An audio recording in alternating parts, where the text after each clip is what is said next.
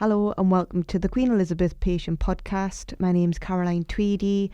I'm one of the personalised care team working in cancer services, and I'm here at the Proto building, and we are doing a podcast with Nicola George. She is a patient of the Queen Elizabeth Hospital and was diagnosed approximately 2 years ago with breast cancer. As it's Breast Cancer Awareness Month in October, she's kindly sharing her experience of her diagnosis and the fallout from that as well. So thank you so much, Nicola, for coming today. I know you're a very, very busy woman, a mother of 4 and running her own business as well. So Nicola, thank you. And you're very welcome. Do you want to tell us just a little bit about you and how the whole journey started? Yes, absolutely. As you say, I am a mother of 4. My oldest is now 23, youngest is 4. So I do have my hands busy all of the time. At the time of my diagnosis, when I was 40, I was running a home childcare business. It was quite large. We did have, quite a few children on my books and staff as well. So I was quite a busy woman. So the beginning of the journey, I think for me, kind of starts when I turned 40 and I went to Ibiza with my friends. Lots of work to celebrate my 40th birthday. I was loving life. I thought everything was, going well. I had a, successful business, a great family life. Yeah, I was, down with the kids almost in Ibiza, thinking I was 18 again. I come home and I was content. I was just really happy. And I did not check my breasts. I didn't.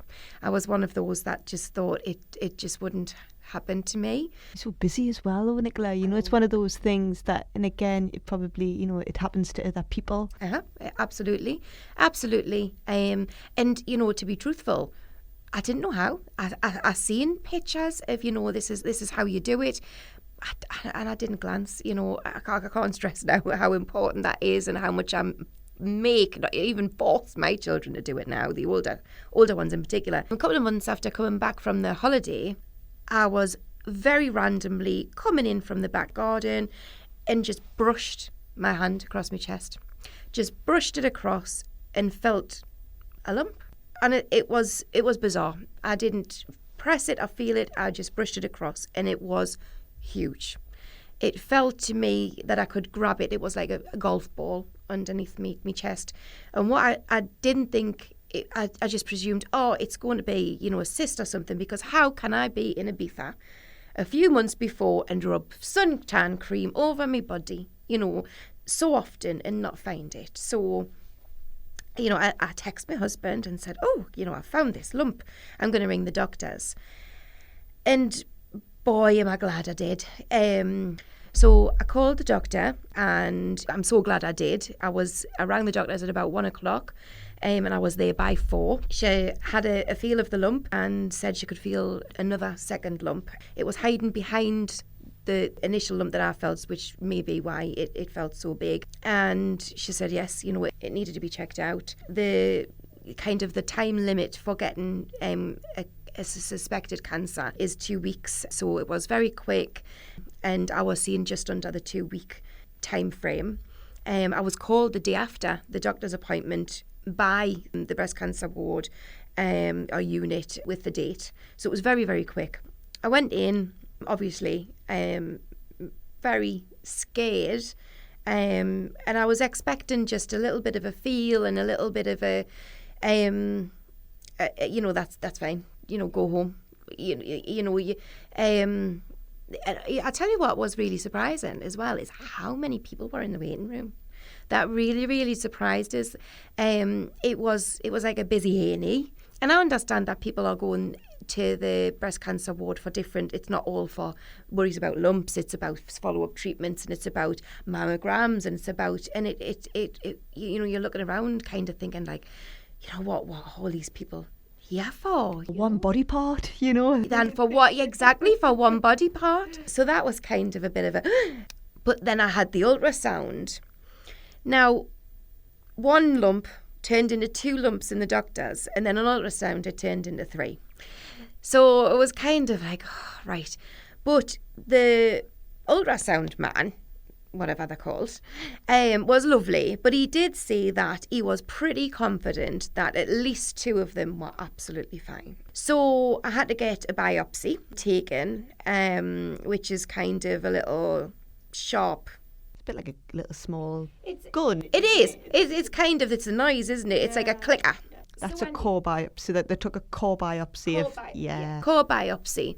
And the other ones weren't playing ball, really. So he'd said, he took 2 core biopsies. And the other one wasn't playing ball. And he actually said, the one that I would think iffy, but I still think it's okay, is the one I've got. So he said, I'm gonna leave it. If it obviously comes back and it is, then I'll have to go back in. But he was pretty confident that I was going to be okay. And he said, it's pointless probing if I'm pretty confident that it's okay. So they numbed that area that they took the biopsy off. And I think, like you say, I think it's the noise probably more. It's the loud noise. I mean, I am needle phobic, which I'll get into. And for me, it was more of a fear. But everyone's just so lovely. I mean, it doesn't. What I will say is it in the breast care ward, the unit, the chemotherapy ward, it doesn't become a monotonous day job for anyone. Yeah, all treat with respect. Whatever fears you have, they're not irrational, And I had the woman that was holding my hand was actually quite small. She was kneeling on the bed beside us, holding my hand. She's actually on the bed with us. So for me, it was more of a kind of a needle phobic fear. But in fairness, it wasn't okay. And I was kind of clinging on the hope that, he thinks that they're fine. So I got me bit plaster on and although I was nervous for the couple of weeks, I just kept thinking, I think, it's going to be all right. It's going to be all right. On the drive in there on the morning with Ian, my husband, he said, how do you feel? And I said, I feel pretty all right. And he says, yeah, I do. I feel pretty all right. But then when we were sat in the room, I could just feel Ian twitching. I still felt all right, but I could feel Ian twitching. And then when yourself walked in with the doctor behind you, I kind of thought, And Ian just held my hand and I just thought, So yes, unfortunately, both of them were cancer and it was triple negative cancer. So I was explained to, what kind of cancer it was. Automatically you go into, what kind of treatment? It's chemotherapy. And I remember saying, am I going to be okay? Then, that was, and you know what am I going to be okay means, you just know. And you said, yes, yes, there is an end to this. Yes, you will be. And kind of from then, I just closed off. I know Ian was listening, but I kind of just closed off a little bit. So I had to go straight in for this other biopsy. So I had the 3rd one biopsied. And I went home to kind of wait for the results and drop the news to the family. Was that hard? Really hard, really hard. I tell you what was helpful. I got a book from yourself and it was really, really helpful, especially the hair loss thing and the treatment, because I've got children. The older children at the time were 17 and 20. And then Ava was 9 and I had a little boy who was 2, so he didn't really know anything different. But Ava, the 9-year-old, just heard cancer. And she was practically hyperventilating because at that age, it's death, isn't it? Yeah, they hear a lot of maybe older family members that have maybe succumbed to it and they associate it with that, and I think that's the difficulty. So explaining to her and using that analogy with the book of kind of, I have to have medicine that will make us very sick, but you have to, and then, it was the grass, the seeds will grow again, I'll lose my hair, and you have to kind of, it's like the soil, you have to ruin the soil for the new, and it was a lovely, lovely book. And that's free in the unit as well, so, for any patient that gets diagnosed, it's called the mummy's lump, and your breast care nurse can provide that. I can't recommend it enough. It was really helpful. The older 2 kept composed and listened, and then one of the older ones said, are you going to lose your hair? And I said yes. And then she broke down, and I don't know what it was about me lose my hair that made it real for her. And then that was her gone. I've always been a bit funky with my hair. I've had it short, I've had it multicoloured. So using a cold cap for me wasn't ever an issue, because to me, hair's hair. But when I come to shaving it off and losing it, I kind of thought, it is a bit of a... Because I was just like, oh, hey, you know, I'm not bothered about my hair. I've had, you know, an undercut before, and I've had this before, and it'll grow back. But when it come to the crunch mind, it did kind of get me feels a little bit. It's completely different to just going and getting a funky haircut. It certainly is. So yeah, that was really hard. But the way they dealt with it was very, very mature. Very, very mature. They were really supportive, and I've all the way along kept them really involved, you know, with shaving my hair. I'd done a head shave, you know, because I didn't want them to see it all coming out, and I wanted them to be involved with everything as much as I could. So they all got their clippers out, and they all had a shave of my head and things like that. And I've had a blog, and I was always checking with them, you know, is that suitable? Are you okay with that? Is there any boundaries? Is there any limits that I don't want to push, you know? So I kept them involved as much as I could. So then I got hit with a double blow. So yes, the third nuisance lump. I got the results back for that, and it wasn't a triple negative. It was HER2 positive. So I had to be awkward. I couldn't just have straightforward. You got the full Monty results, didn't you? It's just me. So yes. So that was a bit awkward. So I had to have 2 different types of treatment. So I had 4 lots of one treatment, the Red Devil, horrible stuff. And then 4 lots of treatment of the other stuff. Docetaxel, is that how I say it? Yeah. I didn't call it that, believe me, but there's a lot of names we could call that one. Yes.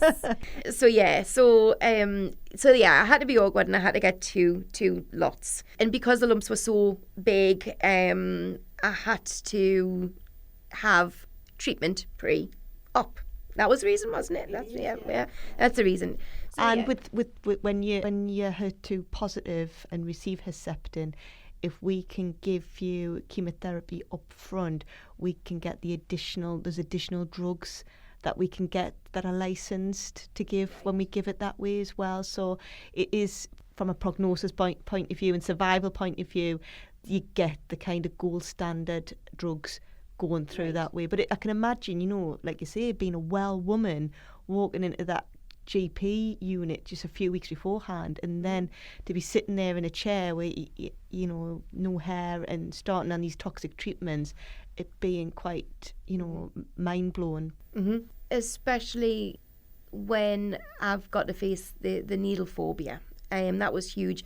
And I think this is something that would get, well, through my blog, I know gets a lot of people that get diagnosed, because I think a true needle phobia is horrific generally, just for getting a blood test, just for getting whatever. But then to think that you've got no choice, you've got to have this to save your life, cannulas in and all this.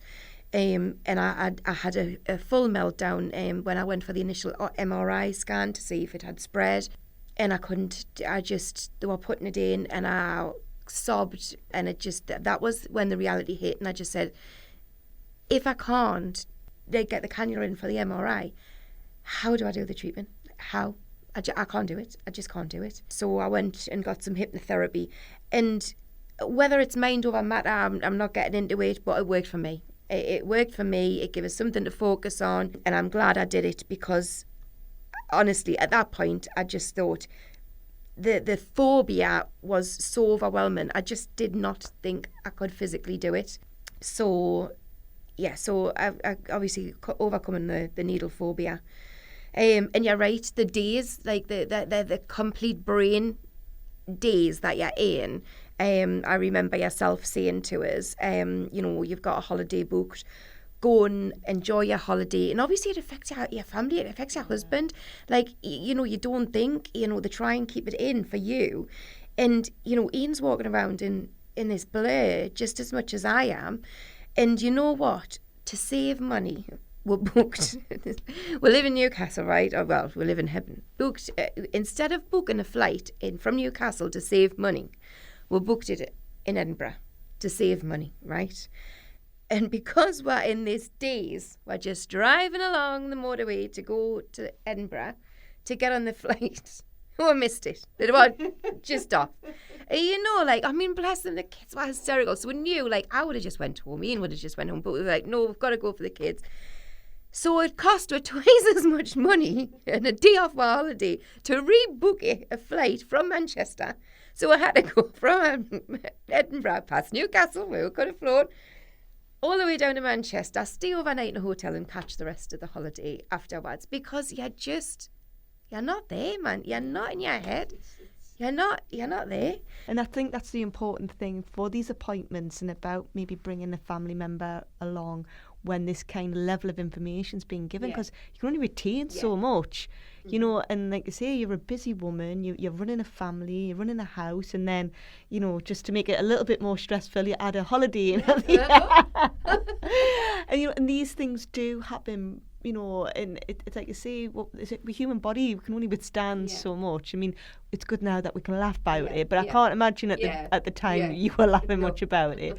So you had the holiday, this was prior to starting the chemotherapy. So when we come back, it was kind of all guns blazing from then. We went in for my first session.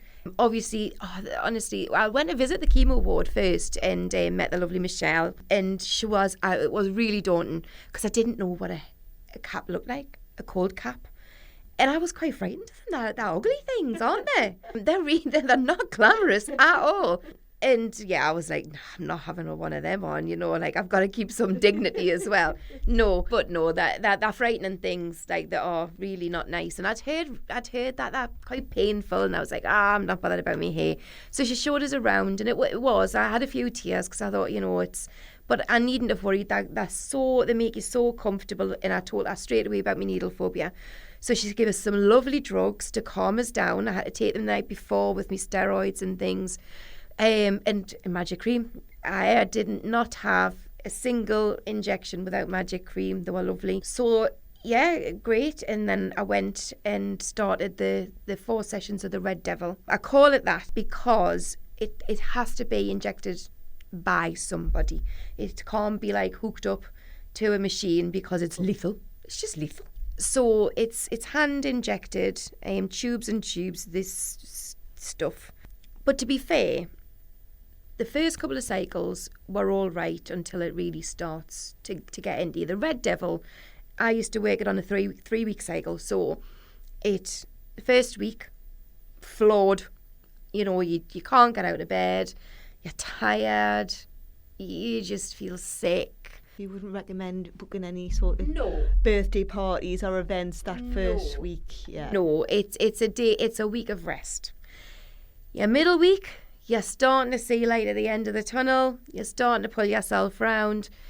By the last week, certainly in the beginning, you're back to yourself again and you're ready. For me, it was a Tuesday. Tuesday's coming again. Tuesday's coming again. And then that was kind of your cycle. I must admit, by the 4th one, you struggle. Yes, in the 3rd week, you're still kind of trying. That mostly the tiredness, would you say? I'm still now. I mean, 2 years on, and I'm finished the year after the chemo. I went for a year of Herceptin injections every 3 weeks, and still now. I mean, I'm so tired. It's my biggest thing is the tiredness. But yes, tiredness is crippling. It's absolutely crippling. And I suppose there's no medication or drug with that as well. And how did the family react to this tiredness that you had? Because I imagine you're normally like a whirlwind. Mm-hmm. Really good. Ian, I don't know how people manage without any support. I don't. You know, Ian's my husband, and I love him. You know, he gets on my nerves sometimes, but honestly, that time that he looked after me, it like I can't even describe it. I can't describe how I feel about him now for the way that he he looked after us. The really, really tough times that really did get us down was like, I could hear particularly me little boy Noah, who was only 2 at the time, 3, shouting "Mammy," and I was upstairs and I'd be awake and I'd hear Ian say like, "Mammy's asleep," and I'd not be, but I'd be too weak to like kind of shout down, "Come and see us," because I was too sore for him to jump all over us and that. Yeah. But I was like, it hurt because I just wanted him to come and cuddle us, but I just knew it's like as soon as he jumped on us and I wasn't well enough. But he had the cooking, the cleaning, the looking after the kids, taking them to school, getting up with them, looking after me, making sure I was all right, you know. And how did you feel about that? You know, because obviously, you know, when you're used to doing so much and then to take that step back can be quite daunting for a lot of people. Guilty, definitely guilty, because he still had his own job, you know. He still had, you know, thankfully he was working from home, but he still had his own job, which is really quite a demanding job. But he didn't grumble. Yeah. He didn't grumble. You know, at times he'd always keep it together, and he'd always try and be really positive. But yeah, I'm not going to lie, there was times where like kind he would, you know, come up and lie on the bed next to us and cry, and you know, you don't often, well, I don't ever really see my husband cry, and just knowing that he was kind of struggling so much but still doing everything, I'd never be able to repay that debt. I don't know how people do it without any support. And in the extended family as well, and like, you know, my in-laws, I mean, my sister-in-law done a sponsored head shave, you know, raised thousands, £4,000, you know, for Macmillan and stuff. And, you know, just the generosity of everyone was just amazing. It really was. I suppose there's sometimes with every experience there's always those kind of positive elements as well, and I think for you probably had the insight of, you know, how much of a good social group and family support and everything like that, and I don't think you ever really appreciate that until you go possibly through an experience that you do. No, absolutely. I think it brought us closer together. Just like I say, it's I know this sounds corny, right, because don't get us wrong, we do, you know, I'm kind of through the other end, and we still do row, and we still do, you know, we're married for goodness sake, you know. But there's just that something that someone can actually take care of you, that when you're that bad and that low, and can just make sure that you're okay, you know. And with 4 children in a house and, you know, dogs and all of that, it's hard, you know. I think, you know, what would your advice be to somebody who kind of wants to shield the children away from it? And, you know, for you, was that a positive experience that they've actually seen you go through something like that? Because I suppose it's a bit of a life experience for them. I think it's really, really, really important to share. At the beginning, I didn't really, and well, I tried to keep a lot back. I tried to monitor it, was what I'm kind of trying to say, is a need-to-know basis of what I thought they could cope with and things like that. And then it was mental health day at my 9-year-old's school, and they all had to write a little thing in a piece of paper, and she opened it, and the teacher called us about it, and she'd said, I want to make sure, you had to write a worry, and she'd wrote, I hope my mum doesn't get any more sick and die. And I thought, right, she needs to know more, because knowing more will stop these fears. So we talked to her more and said, you know, I'm going for my treatment and I'm going to look very poorly, you know, but remember, by next week I'll be feeling a little bit better. By next week I'll be feeling a little bit better again, and then it'll go, you know. And I felt as though she just needed to know more, because knowing less, I think, was being more detrimental to her. On the flip side as well, my 19-year-old daughter has an eating disorder. She's anorexic, and she swears that it had nothing to do with me, but it happened at around the same time. So again, I think the effects that it has on your family, you've got to be so aware, because I think, again, had we not have spoke about it, would she have kept that secret from me? It's about being open and honest and sharing. And I don't doubt, I know she's protecting me, but I do, it's an element of control, and having your mum with cancer is something you can't control, and I don't doubt it added to it. And your children, you don't realise the effect that it can have on them. So for me, honesty is the best way forward, because you just don't know what is going through their head. If I hadn't have been as honest, would that eating disorder have been worse? Or I feel as though, yes, okay, maybe. I suppose in some ways it's maybe pulled you closer together, rather than it creating more problems, Yes. if anything. Yes. Just that level of honesty that you had. I mean, every person going through this, and they'll have different families and different family dynamics and everything.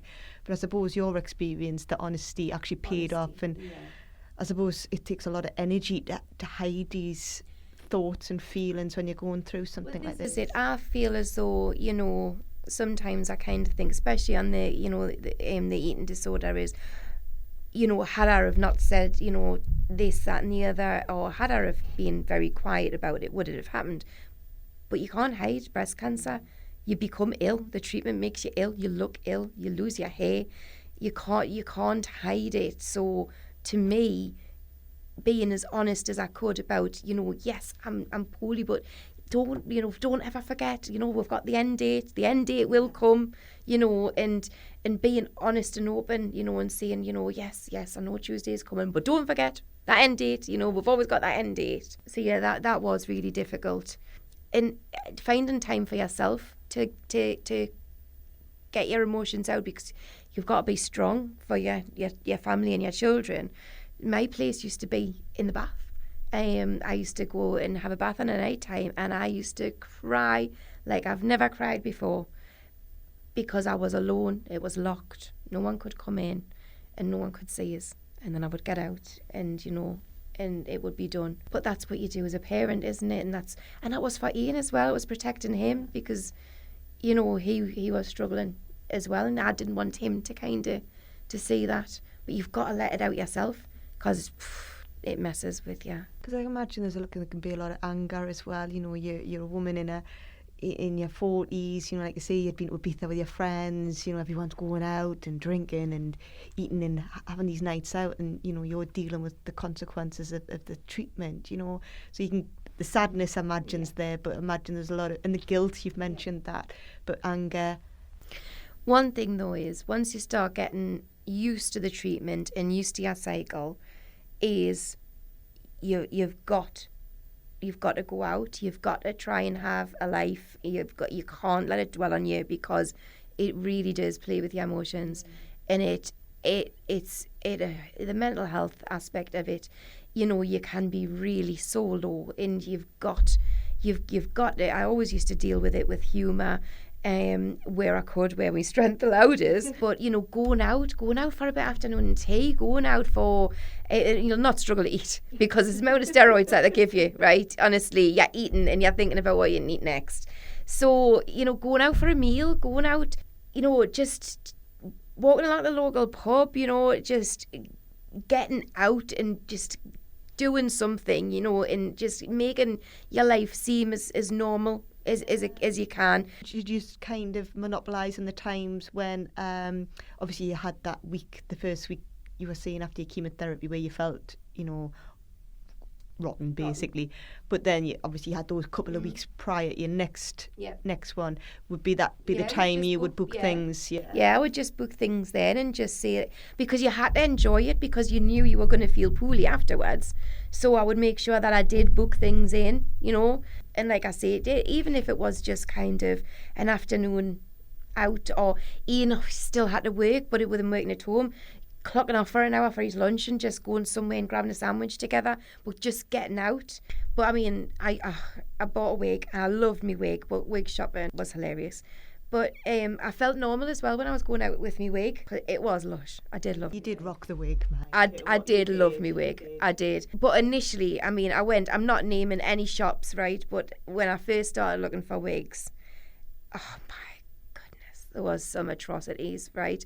But I just tried them all on for a hoot.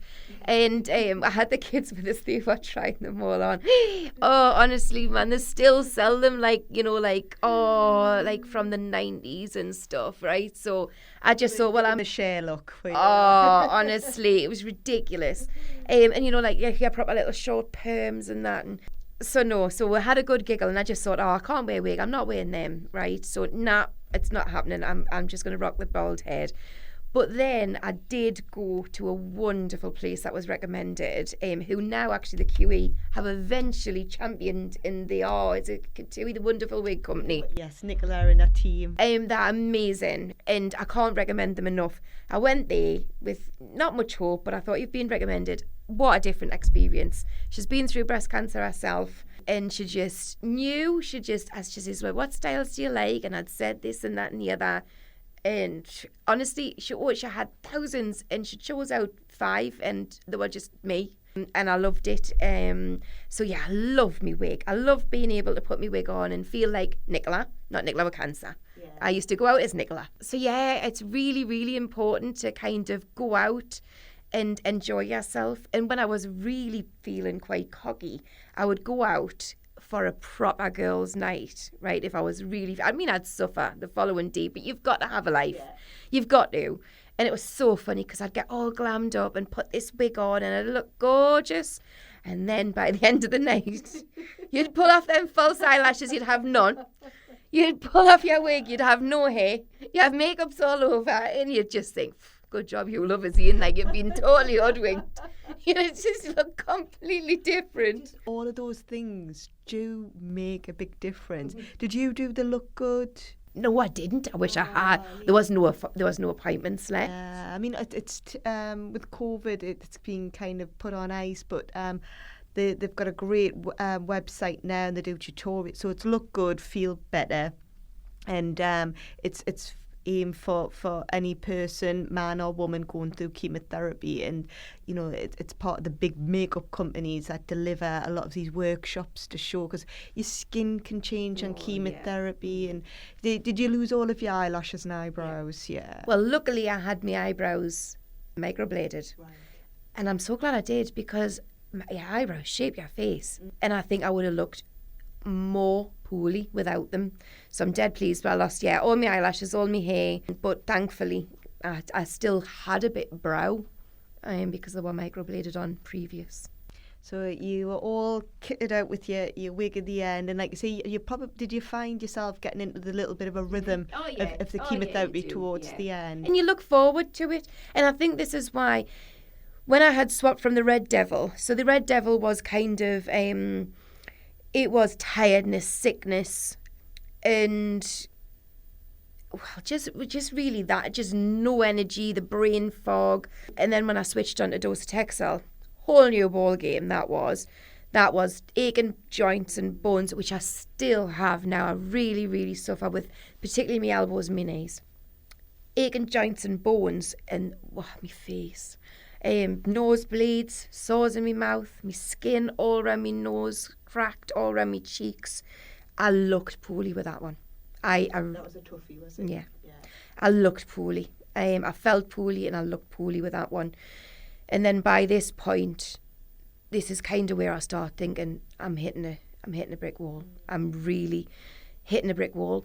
You know what I liken to do on my blog, and kind of people from the northeast will know, or people who run the Great North Run. You do. You might have read it on my blog. But when you go the old route, not this year's route, on the Great North Run, people say when you get to the Nook shops, it's kind of 3/4 of the way around the Great North Run. Once you get to a certain point, you just hit that wall, and you just think, I can't do this last part. It's only a small part of the whole Great North Run, but and so many people feel as though they need to give up at that point, and it's what I call the Nook. I hit the Nook. That is the Nook. The Nook, and I just hit. It was like 3/4 of the way through, just a bit more, and I just shut down. And I literally, me mind, me body, everything, it just couldn't cope with any more. Cried every day. I couldn't cope. Thankfully, these awful drugs done a really, really good job and shrunk the lumps down to nothing. So my oncologist said I could miss the last chemo. And that's the important thing to know. So anybody having chemotherapy as the first treatment will get an MRI at the beginning, but then we'll also do an MRI at the end of treatment prior to your surgery. So you had an excellent response, and it literally blasted it. And then you went off and you had your surgery. Yep. So you opted for full mastectomy, nipple off as well. I'm not messing. I don't want it back. There was the option of keeping the nipple, but no. I've got no intention of having any tissue or anything that would bring it back. And again, for the other one, that I had the genetic testing and I don't have the BRCA gene. I have a PALB2 fault. So it's still quite a new thing. So I was getting a few side effects with the menopause side of, like, the early menopause. So I was allowed to have, because I know they don't give them out quite, as easy, but I was able to have them in my hysterectomy because of the side effects I was having, and because, they weren't too sure about this PALB2 gene. So when I was talking to gynecology, they were happy to do that. So I've had the hysterectomy and I am going to have the other breast off, because to me, it's just prevention. If we don't know too much about this gene yet, and how quickly that the lumps come on. Like I say, I was in Ibiza a couple of months before and I didn't feel a thing, yet a few months later I have a lump that I can grab that feels like a golf ball. In my mind, had I not have felt that and it grew that much, I don't think I would be here today. It's peace of mind. It's peace of mind. And for anyone, if there's any lump, any dimples, anything, any changes at all, get them seen to, because it'll save your life. And that can hear the QA on you. Right. And you're coming out, you are coming out, I suppose, like you say, you've still got, some of the side effects that's still there that you're working through, and fatigue and tiredness, there's sometimes never it can sometimes keep going for after the chemotherapy as well. And I think it's, it's managing that as well, and it's understanding that just when treatment's finished, a lot of the side effects don't just finish at that point, and you do still need that support from family members and from your employees, and understanding that it can go on for quite a long time. Yeah, absolutely. Thankfully for me, when I was going through the actual chemo, there was no COVID around. After I had the 2 active chemos, I had to have a year of just a Herceptin injection in my leg. Now that was a doddle compared to the rest, but I did used to get stiff joints, and I think this is why I may be so stiff since, because I used to get it and within an hour my knees and my elbows would seize up. So obviously having a year of that for every 3 weeks, I think took a toll on my joints and things. But during that, COVID hit. And that has a huge impact, I think, on people's worries and concerns at the minute, maybe, about getting any treatments and and going and getting checked out and things like that. But for me at the beginning, I think there's a big difference from the beginning of COVID hitting to what it is now, and kind of, obviously jabs and things. But so when COVID first come out, thankfully, like I say, I had just finished my active treatment, but everybody in the chemo ward, everybody, staff as well, everyone felt, really vulnerable, really scared, because all of a sudden you're hearing on the news that you are extremely clinically vulnerable, not just extremely vulnerable, they whacked in the clinical as well, and, you're right up there at the top of the list, Then the government started sending out all of these, we got about, we're getting 3 text messages a day. We got letter after letter through the post. We were getting emails. It was non-stop saying, you must shield, you must do this, you must not do that. And, open your windows, get someone to deliver your shopping. I thought that if someone come near us or a droplet of air that had COVID in next to me, I would die. That's how it made everyone feel. The tension, the chemo ward, that was always so lovely and calm. There was a tension in it. It went from everyone's lovely smiley faces to masks and visors and PPE and gloves, and it was bizarre not having anyone in with you. That was more frightening for me and from talking to other people than it was getting an original diagnosis, because you have an end game. You had something to look forward to. You literally thought this virus would wipe you out in an instant. That was really, really scary. I must say positive though about the whole not letting anybody in with you while you were going in for your injections and your treatment and things like that is the everyone in there. You did get your family. They become your family. So you're really, really, really close. So, you'd go into your waiting room, and because you are regular 3 weekly people, you knew who you were going in to see, all kinds of backgrounds, all ages, and you looked forward to seeing them. You really did. You looked forward to going in and seeing how they're doing. And, there was these 2 little old ladies, man, I loved them. They always used to pick out with each other, but it was just so funny. They obviously knew each other quite well. And they were just lovely, and they always used to die to see what colour. By this time I'd had a little bit of fluff on my hair. And even though I was told not to dye it, I used to, 1 week it would be orange, and then the next couple of weeks it would be purple. And they'd always used to die to see what my hair colour was like. And it was a lovely place. And I do remember writing in my blog, particularly that I never, ever, ever, ever thought I would see it, but I'll miss it.